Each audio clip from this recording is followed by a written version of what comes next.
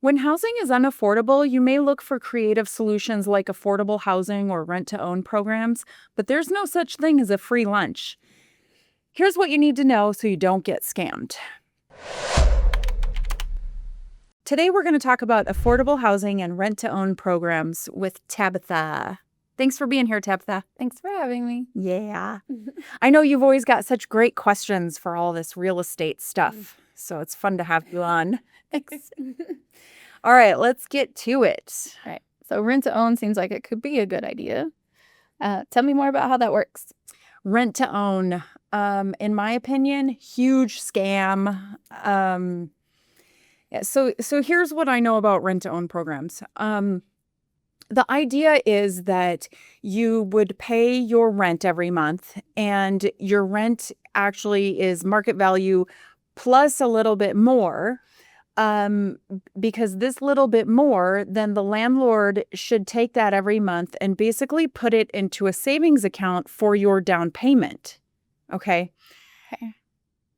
Seems okay, right? Although I've heard that there's a lot of people claiming rent to own and they're not doing that. So I don't know how they figure that it works, but they're not charging market rent plus some for the down payment.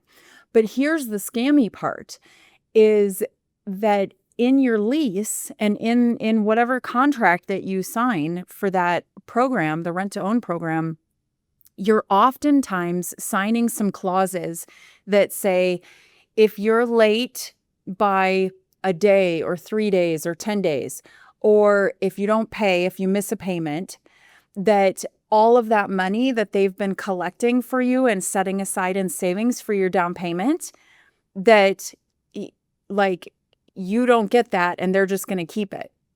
Like they have the option to sort of terminate the whole deal as soon as you default on that contract because you were late on a payment or you didn't make a payment. Now you've defaulted on that contract, and as part of the default, they get to keep all your money. And so no second chances. I think that that's the way those contracts are written. And I think that there are people who are doing that over and over and over again. Yeah. They get a new renter, they sign this rent to own contract, they start collecting extra money, then they just wait for that renter to screw up because, face it, like all of us have had I would like to say all of us, I think, like everybody has something that happens and there's a late payment. Right. I think there's very few people who have never had a late payment. They've never had extenuating circumstances that prevented them from doing what they're supposed to do, right? Right. But most cases, you're not like losing a whole savings account because of that. Right. And so what I tell people about rent-to-own programs is that you are just way better off saving your own money, like pay your market rent and save your own money. Like take another chunk of money and put it in your own savings account where it's safe and nobody can take it from you.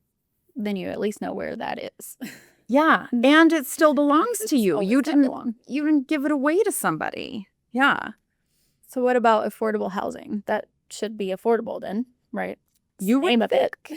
You would think. So on affordable housing, like I'm not automatically going to say scam. I am going to say huge beware, like super beware about affordable housing. So there's a couple different types of affordable housing. There's subsidized units, which is rentals. So that's like your Section 8 type thing. The rent is usually capped at 30% of the tenant's income, which sometimes that's $0 or $10 or whatever. So that's one type of affordable housing. There's also affordable housing programs that can get you into a house or a townhouse, and it's yours that you own, right? Which would be cool. But oftentimes these are deed restricted properties, like deed restricted properties.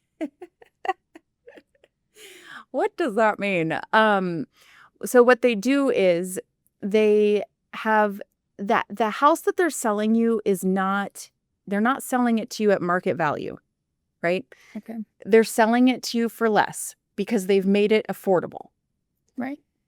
So the deed restriction comes in, it caps the appreciation, it maxes the appreciation. So it could be like 2% a year. And I think in Denver, our average rate of appreciation in single family houses is something like 5 or 6% decade over decade. And so if you're in an affordable housing program, and you go to sell it 5 years down the road, 10 years down the road, you cannot look at comparable properties in the neighborhood and go, well, this one's similar to mine and it's selling for X, so mine should sell for about X. Because yours can't sell for any more than a 2% appreciation every year that you were there, because it's meant to keep that down so that the next person could buy it and it would still be affordable. Right. I have to keep that cap in mind with that. Yeah, I mean, you just have to keep in mind that you're not going to be able to sell it for market value. You're not going to be able to take advantage of appreciation the way that you could if you weren't inside an affordable housing program. Market value of it. Right. And the affordable housing programs, they have eligibility requirements, income requirements. It's usually tied to like the area median income. So if you make less than the area median income, you might qualify for one of these affordable housing programs. And when I have buyers who are shopping at the lower end of the price points, they will come across listings in the MLS that say affordable housing program. And, they get kind of excited about it. And they're like, what about this one? And I'm like, you have to apply for the program. And however long that takes, I don't really know. But it's my understanding that by the time that you get through the qualification and jump through all the hoops and get to the point of them actually letting you buy a house in this affordable housing program, I don't think that they're offering you that house that you're looking at in that MLS listing. Because I think that the ones that they have on the MLS, they already have a backlog of people waiting to get into something. That makes sense. Yeah. Yeah. Because of the amount of time on the list. Yeah. Yeah. So I think that they just use that for marketing to try to get more people into their program. I think I actually had looked at a couple. Did you? On the list when we were looking too. Did you go so far as to go see if you were eligible for the program or to try to apply for it or anything? I don't think I did that because I think I wouldn't have been eligible anyways. So looking further into it. But I think you had explained that to me also and was kind of like with the timing of it. So I think between me probably not being eligible with my VA disability and all of that too, with like the funding of everything and then the timing too. Yeah. So I was like, yep, okay, never mind. Never mind. And next. Yeah, exactly. On to the next one. Yeah, I tell people to just, put those, if they see one that's affordable housing, just kind of trash it or put the thumbs down on the search results. Thumbs down. So I did. Yep. All right. Okay, so what other programs are there that can help buyers? I think that there's definitely programs for first-time home buyers, right? And those could be either loans or grants. So, there's down payment assistance, and there's also first-time home buyer grants or loans, and some of that money can be used for closing costs too. And you still have to qualify and be eligible. And by the way, I think to be once you've owned a home, you can still qualify for I could still potentially qualify for first time home buyers programs right now because it has to be 3 years since you've owned a home. So that I think that's worth mentioning, right? Because I think most people who have bought and sold homes, they wouldn't consider themselves a first-time home buyer. I certainly wouldn't consider myself a first-time home buyer. Right. So I might not even look into that or ask about it as an option. But yeah, you definitely can. So there might be income limits or purchase price limits, but one of the programs is, we call it CHFA. It's CHFA, the Colorado Housing and Finance Authority or something like that. So if you qualify for one of their grants, you know, if you know what a grant is, it's free money. Free money. So if you qualify for a CHFA grant, you could get up to $25,000 or up to 3% of your mortgage, just, boom, right there at closing. And it can bring down your mortgage payment. It can bring down how much you have to bring to closing. Like for 25 grand, you might not have to bring anything to closing. Right. Yeah, so that's cool. But CHFA also has these loans, these second loans. I think they call them a silent second. So what happens is, and again, you can get up to 25 grand or up to 4% of your mortgage on the loans. It's no interest, no payments. And a lot of people, I think, forget that they had that. It has to be paid back. So it just sits out there. It's a lien on your property. And it's just sitting out there until you sell or refi or pay off your first mortgage. And then at that point, it becomes due. And so if you're taking advantage of something like that, you should be aware of it, because when you go to sell your house, I have more than once had to tell sellers, like, I've had to revise their estimated net seller proceeds worksheet, because I found out that there was a silent second. And so that money is going to come out of their equity at closing. It has to. And sometimes, especially if they forgot about it, they weren't aware of it, they felt like they didn't know about it because maybe they weren't educated very well at the time about what was going on or the programs that they were using. They had to pay it back or something like that. Yeah, people get real upset. I mean, up to 25 grand, if you think about, like, in your mind, you're doing the math of, like, I think my home is worth this, and I know I owe this on my first mortgage, so I'm probably going to get about this at closing to be able to put to my next house. And then to just find out, like, it's like 20 grand less. Like, it sucks. Yeah. So that would. So what advice would you have for somebody with a lower budget? That's a good question. So if you've got, like, if you're trying to keep your monthly payment down low, maybe you don't have a ton of money saved up, there's definitely some stuff that you can do. One of the things is expanding your search area. So going further out from the city center, you're going to find properties that cost less, right? So if you're willing to get further out of the city, maybe if you're willing to have a longer commute time or something like that, or maybe you work remotely and you're willing to be out kind of in the country, you could potentially you get more bang for your buck out there, right? Right. But there's another piece of that, which is really interesting, a USDA loan.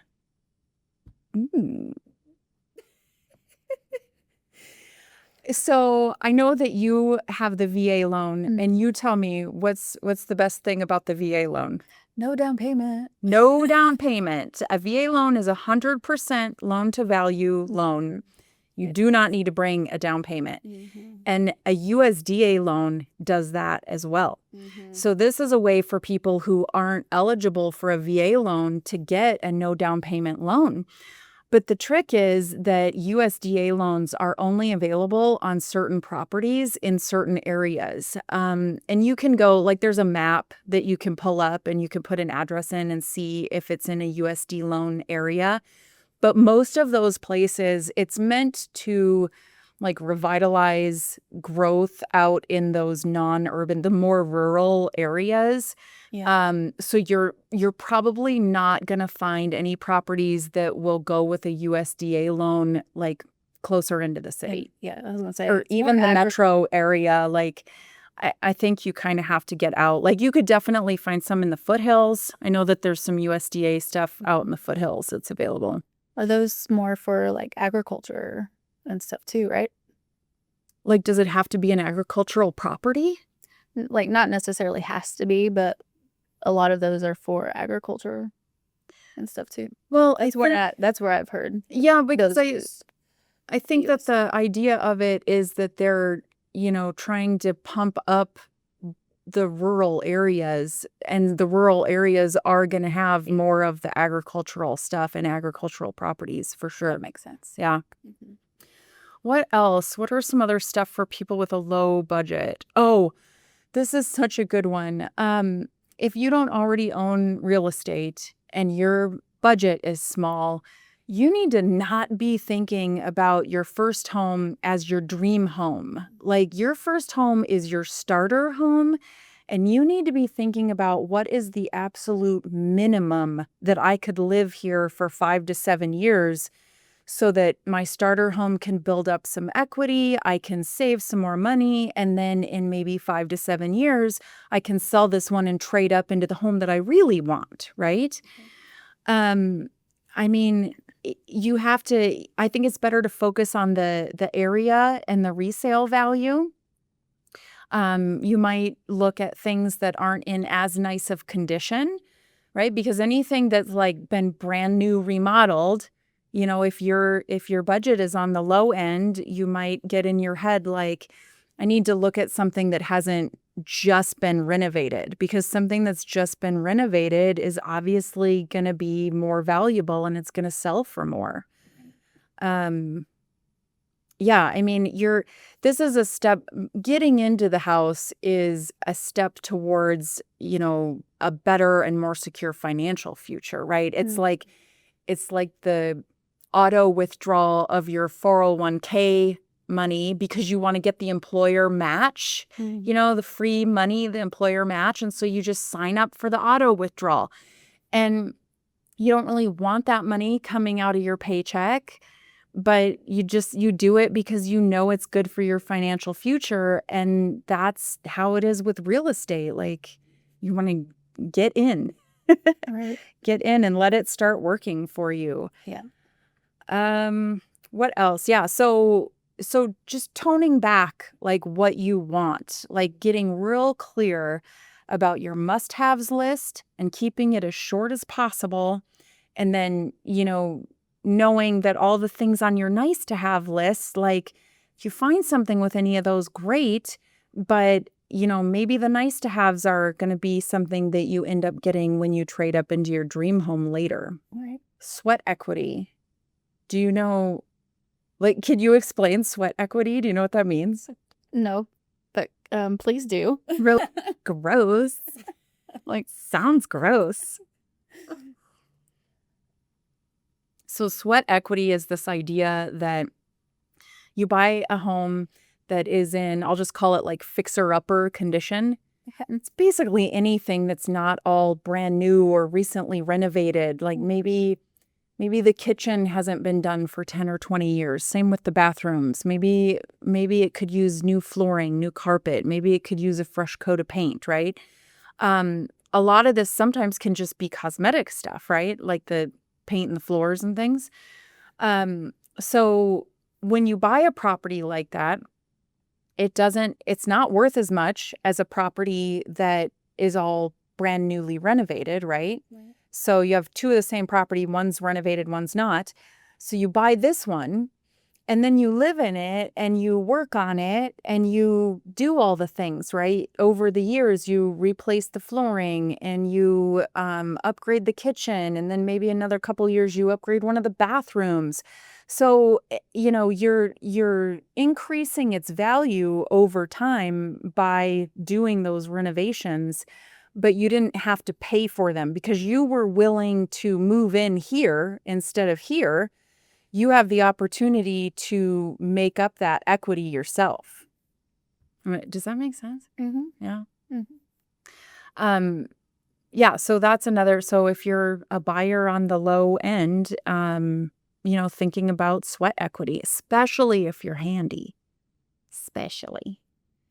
Or know someone handy. or if you know someone handy who loves you and is willing to do work at your house. What else? I think too, like getting your financing in order if you're shopping at the low end and you have a lower budget. there is just nothing worse than,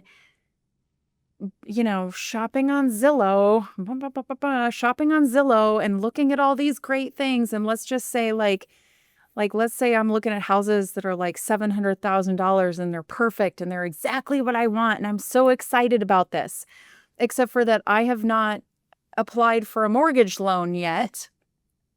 I really don't know how much I can afford. I don't know. I'm just looking at these houses and that's what I want. And they're 700,000. So whatever. Now I go, I'm closer to pulling the trigger. So I go fill out the application. I upload all my documents, and my mortgage lender tells me that the most I can qualify for is 500,000. And there is just nothing worse or more crushing than shopping at 700,000 and then shopping at 500,000. Like, you're going to feel the difference. You're going to big difference. feel it. Yeah. And you don't want to do that. And even 500 to 700 is a big jump, but you can feel that difference even at 50,000. Like even going from 600,000 to 550 as your cap. Like you're going to see and feel a difference, and it's not great. It does not feel great. So get your financing in order first. And be realistic. Like don't tell me that you need 4 bedrooms and 3 bathrooms and a basement and a hot tub and a 2-car garage, and then tell me that you want your monthly payment to be at $1,800 a month. Like, because I have had those conversations. Like maybe in Mexico. Maybe, I don't know. Small bedrooms. Very small bedrooms, yeah. Something being realistic, yeah. And just getting creative. I think there's too many people who feel like, I'm not going to sit here and say that housing is affordable. It's no big deal. Everybody should buy a house. I mean, I do think everybody should buy a house, but I will admit, and I do recognize that we do have an affordability problem. Housing affordability is tough. Even just in the last few years, it has gotten even more unaffordable, I'll say. But I will also say, where there's a will, there's a way. And you can get creative. You can, make different decisions with your life and about your budget and what you're spending your money on.